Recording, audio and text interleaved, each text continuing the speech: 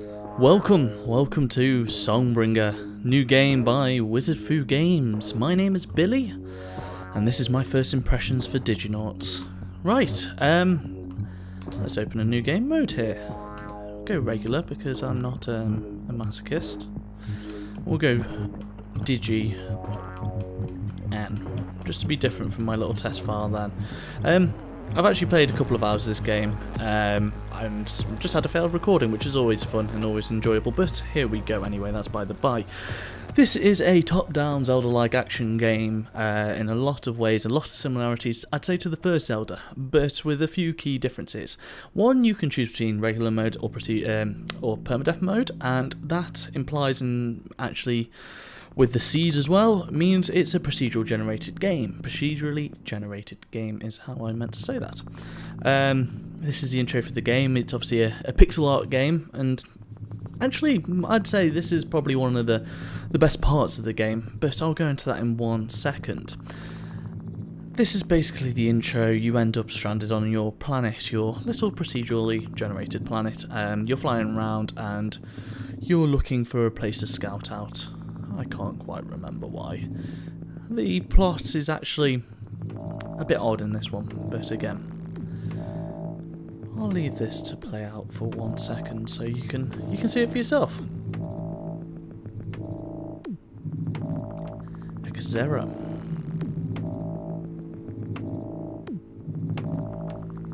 One thing I'll probably talk about actually at this stage while this is going on is the quality of the pixel art.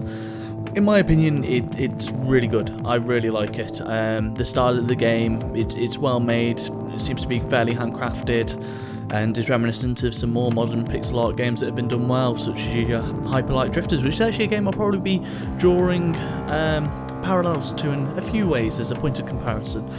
But let's dive down to the planet and see what happens. That just shows the procedural generations. My cave has been on the left hand side each time. What the hell has just happened? Just struck by lightning. Okay. Don't remember falling from the sky? Question mark. We'll make a possible note of brain damage. So, as you can see, it's got a humorous tone from the start. That's actually, you know, something I do want to talk about in a second. Let's get our sword. It is dangerous to go alone. So, obvious Zelda reference is obvious, and it's actually applied a few out throughout this game. You know, there's various dungeons that you have to work through with things such as key cards, which is obviously your small keys, and sort of get from A to B and usually defeat a boss at the end. Which I've done a couple of so far in the main game, and they've been alright. They've been alright. Let's beat this bastard.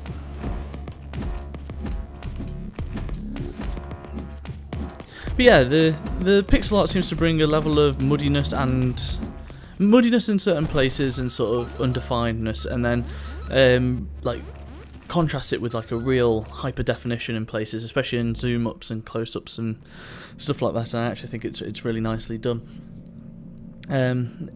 I'll probably bring me because the whole style of the game is something I'd like to talk about. I think the music's brilliant as well. It's got a real sort of dark sci-fi tone to it. But I find this guy's always at the beginning. I find it kind of, what does he want me to get again? Some spirits, that was it. Train War Tower. You notice I'm sort of skipping through all this stuff. I find it. So yeah, let's talk about the music first, and I'll go into why I'm skipping through. The music has this real nice sci-fi tone, as just stated, and actually really sets the game, and sort of the style of the pixel art as well really implies like this tone of exploration, and probably not too dissimilar to a sci-fi version of the original Zelda.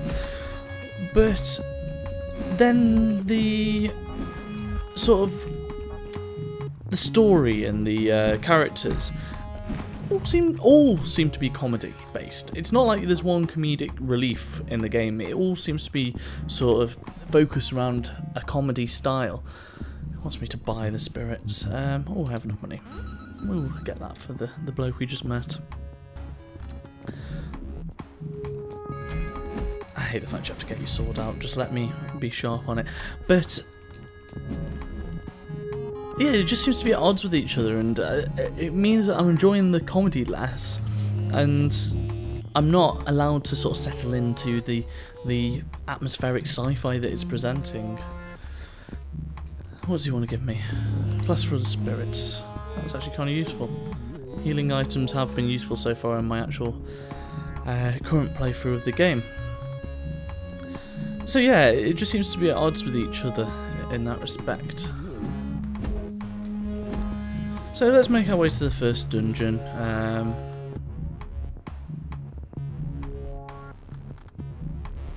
can't remember if this is it or not. That is something I will say. It's sort of, you know, that pig guy who I met earlier, who gave me the quest to find some spirits. It's actually met him twice now, so I've played a couple of games just to see how it plays with the procedural generation and what it's doing with it and sort of why it's in there. And I've seen them every time, and the way they seem to be doing the procedural generation is they'll have a starting area that must have these set things in it. So it must have a dungeon, it must have the pig guy, it must have, I think there's a sort of one of your colleagues from the spaceship who you can find as well.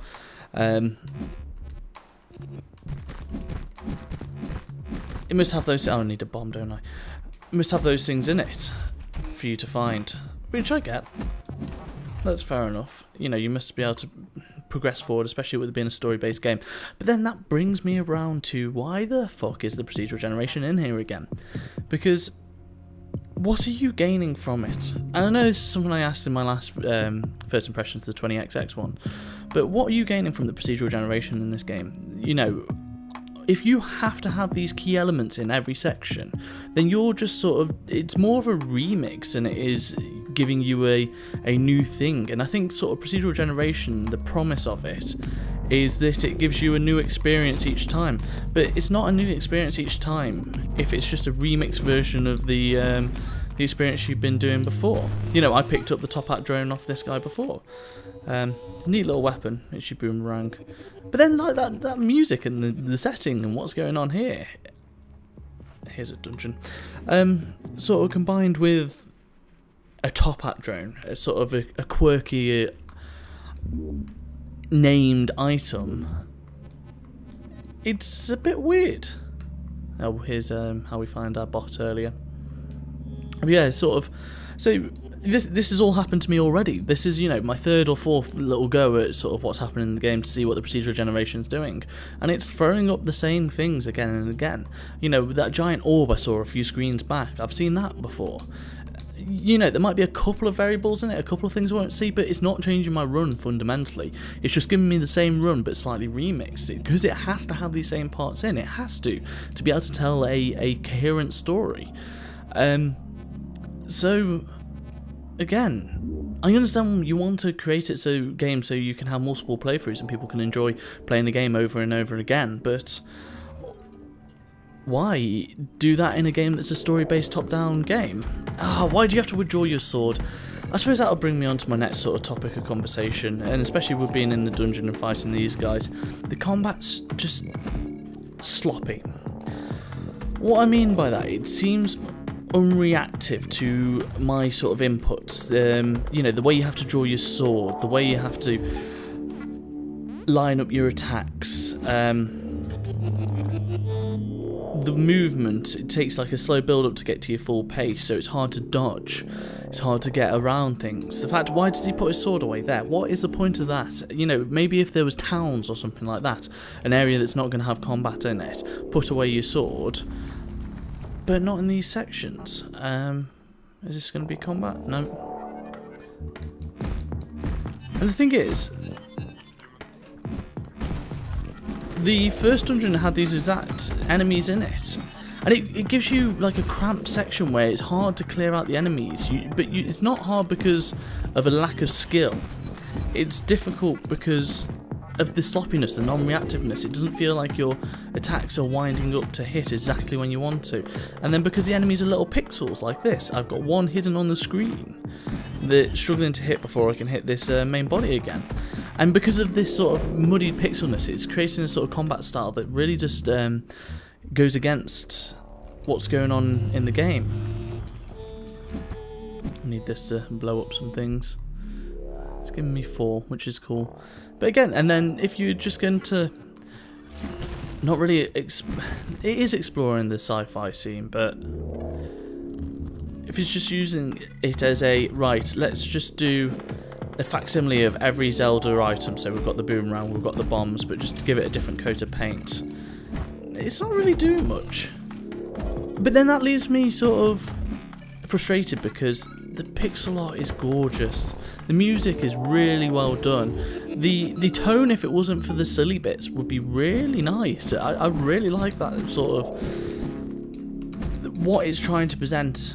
You know, it really reminds me of Hyper Light Drifter in a lot of ways, and though I've never finished that game, I had a great time with it. You know, it was reactive. It sort of gave you choices. You knew why you fucked up. You knew why you messed up. You knew why your move didn't hit or something like that. Or you could, like, clearly see when the bosses had telegraphed their attack, so you messed up. But these sections in the dark here, I'm just taking damage on small amounts of hearts because it's dark. You know, it's hard to see the enemies. It's not taking any great skill on my part to do this. And in Hyper Light Drifter, you know, you'd be learning what you need to do. I know what I need to do here.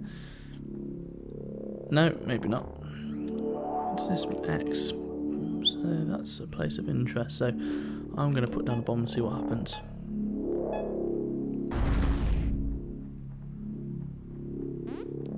So yeah, I'm just... It seems at odds with itself, the game does, and it's unfortunate because it does seem to be really competent at a few things.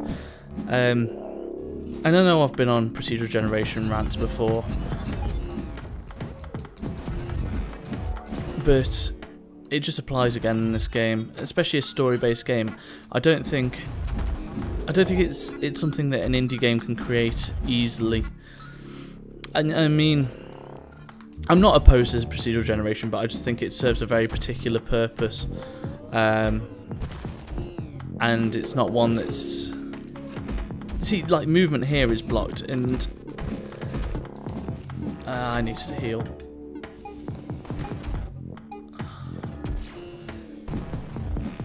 Perhaps I could just spend a bit more time, but it's just the, you know, one of the things that Hyper Light Drifter did in these situations to make you feel like you had control over the combat, and other such games like that, is a dodge mechanic, and you do actually pick up a dodge in this game, but the dodge is just not as good. It again feels sloppy. It again feels like it's throwing you around. And it just lacks that touch of polish that I think a game like this needs, a touch of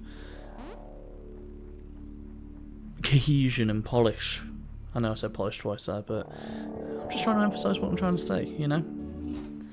Let's keep on moving through this dungeon anyway, because this is just turning into a bit of a rant, and I do think this game has done some alright things.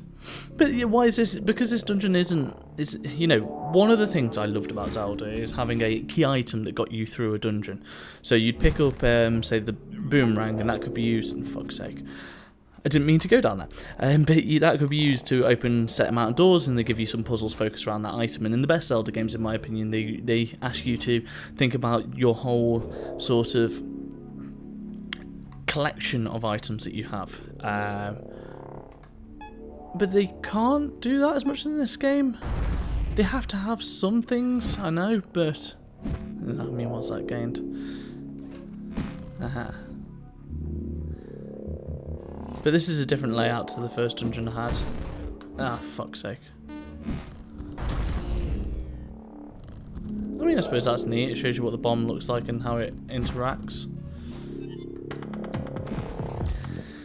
But yeah, and then you look at, like, I think it's the second boss, and it's just this giant lizard thing, and the only thing that makes it difficult, it doesn't use its sort of size. You look at the size and you think, okay, this is going to be a complex boss fight, this is going to be difficult, and how I'm going to beat it. And in the end, like, from the off, the solution is easy, but you just don't feel like you have the tools given to you by the game to be able to beat it. And what I mean by the tools, it is the sort of the button combinations, it is the attacks and stuff like that.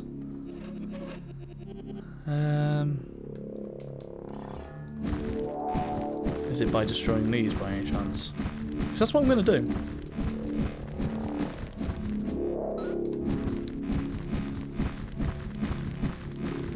That's what I'm going to do.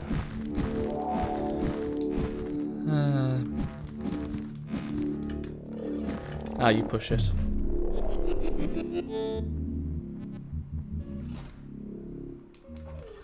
But like this room, this was in my first dungeon. It was just in a slightly different position. It's just like, nah.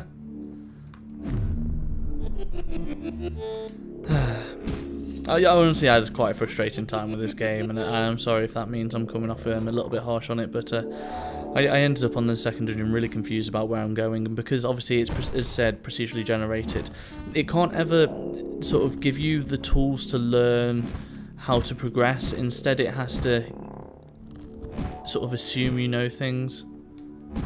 Am I going? Do you know what? That's enough on this game. Yeah, so you just as a bit more for the outset and as a potential purchasing thing, you go through the overworld, you go through a couple of areas such as this, you go through a couple of dungeons and it builds up the story, you gain some more items, some which are slightly interesting to be fair, but none of it just feels like it works together. So I want to see, you know,